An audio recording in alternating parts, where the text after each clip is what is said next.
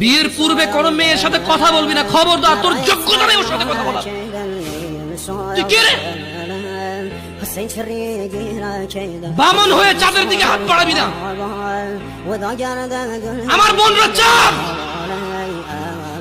ওয়াল্লাহি যেদিন ইসলামী শাসন আসবে, যেদিন ইমাম মেহেদী আসবে, যেদিন ঈসা আলাইহিস সালাম আবার আসবে, ওনার বন্ধের উপর যারা হাত দেবে উনি হাত কেটে ফেলবে।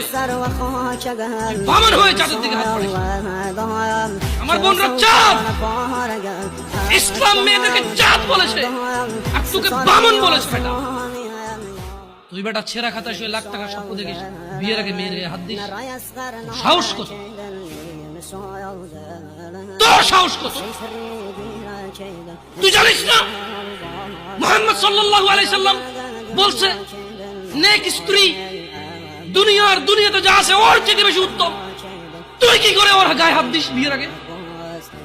তোর সেই যোগ্যতা আছে বল? তোকে আল্লাহ জাহান্নামে ফেলবে, তোকে আল্লাহ জ্বলন্ত আগুনে নিক্ষিপ্ত করবে, তোর শরীর পচবে, তোর শরীরের গন্ধে জাহান্নামীরা থাকতে পারবে না। তোকে এত নিকৃষ্ট।